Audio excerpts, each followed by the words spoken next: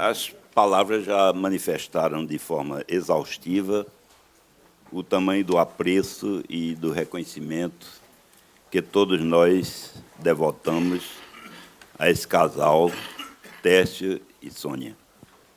Repeti-las aqui agora se me afigura quase que inócuo. Sirvo-me, assim, de uma ideia, que é a ideia do silêncio. É uma ideia heideggeriana, né?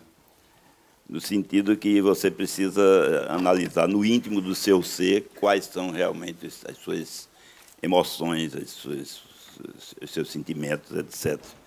E eu deixo que Tércio e Sônia penetrem no meu íntimo, no meu silêncio, e descubram o apreço que eu os devoto.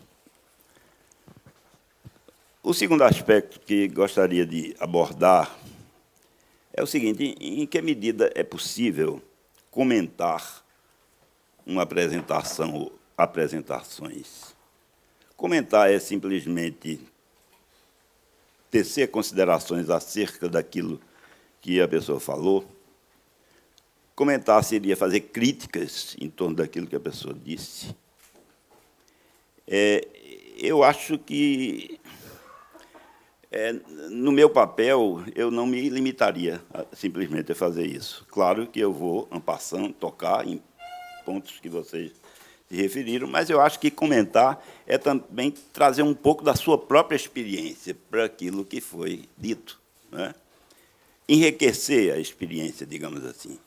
E falar em enriquecimento da experiência, eu trago à colação aquilo que é parte do meu modo de ver as coisas, do meu modo de ser, do meu ethos, da forma como eu vejo o mundo, da minha Weltanschauung. E essa é pragmática. Eu sou um pragmatista de carteirinha, certo? Com isso, eu sei que eu me exponho, e tenho me exposto várias vezes, a situações diabólicas, para usar a palavra ali do nosso Torquato, né? Porque o pragmatismo tem sido uma palavra, às vezes até obscena, submetida a escárnio, tá certo? Alguma coisa que diz muito respeito aos seus interesses, às suas posições individuais, e isso não é verdade. Isso não é verdade. Porque, se fosse assim, eu não seria um pragmatista, né? Pois bem, algumas coisas eu não vou ensinar, não vou falar a vocês sobre o que é o pragmatismo. Acho que todos aqui têm uma ideia nítida sobre isso, mas eu quero me referir especificamente ao pensador que é o meu guru pragmático, aquele que eu tenho a maior admiração, aquele que eu dediquei a minha tese de doutorado, que é o pensador americano John Dewey. A linha lógico-metodológica do pragmatismo é uma linha que foi montada, foi construída na fase, no século XIX, na segunda metade do século XIX, na fase do chamado pragmatismo clássico, né? Algumas figuras exponenciais estão nessa posição. Charles Sanders Peirce, que é o pai da lógica, né, abdutiva, como se chama.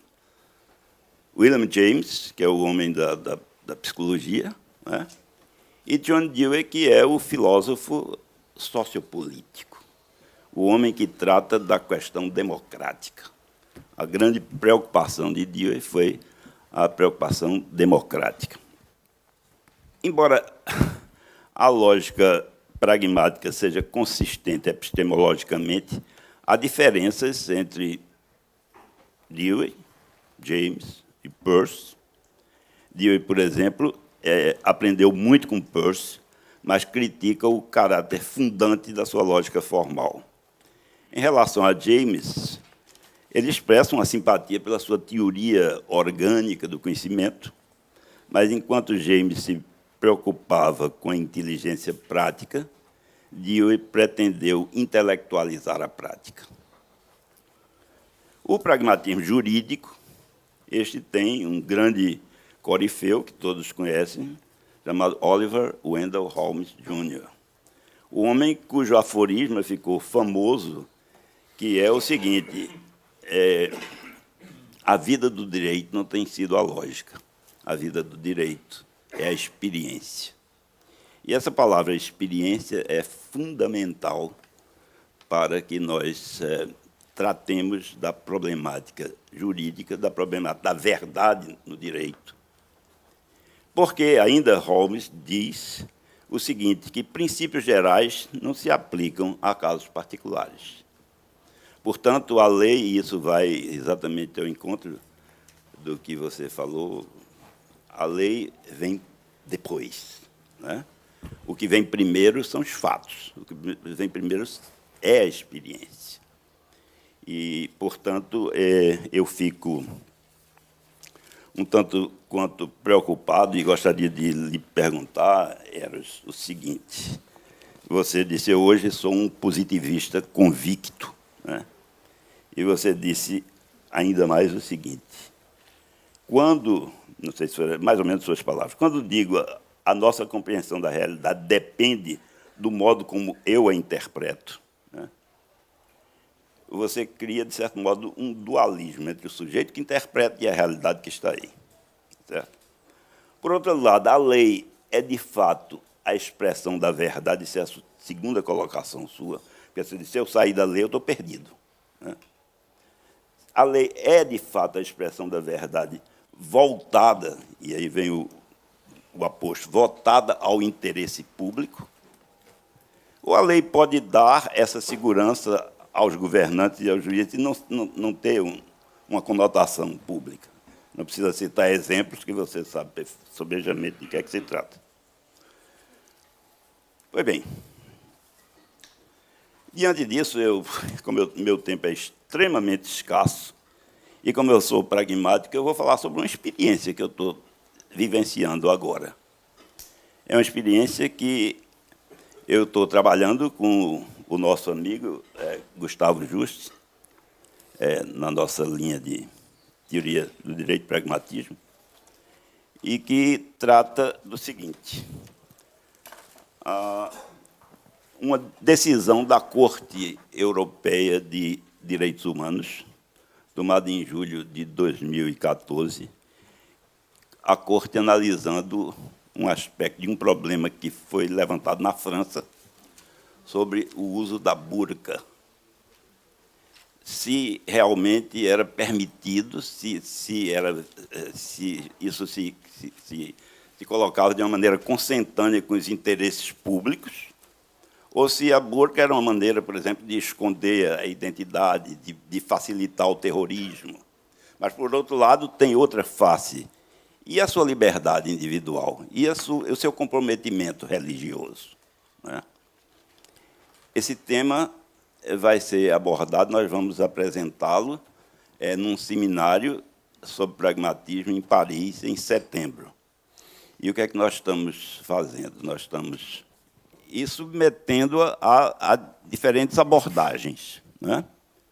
Uma abordagem pragmática, do ponto de vista da lógica de Peirce, uma abordagem pragmática do ponto de vista da lógica de Dewey.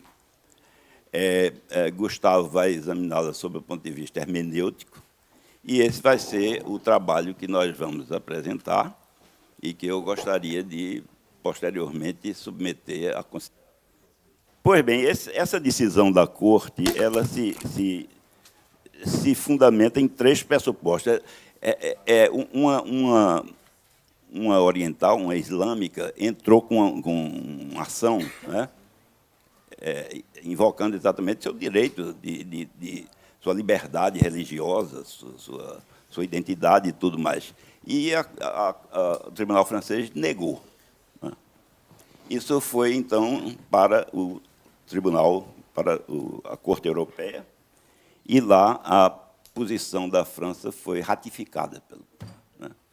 Ratificada a partir de alguns argumentos básicos, como segurança pública, como respeito pela interação social e coisas desse tipo. É isso que nós vamos, então, explorar, e é isso que eu posso trazer nesse pouco tempo que eu disponho aqui dos meus comentários para, numa certa medida, de alguma forma, contribuir com o que vocês apresentaram. Muito obrigado.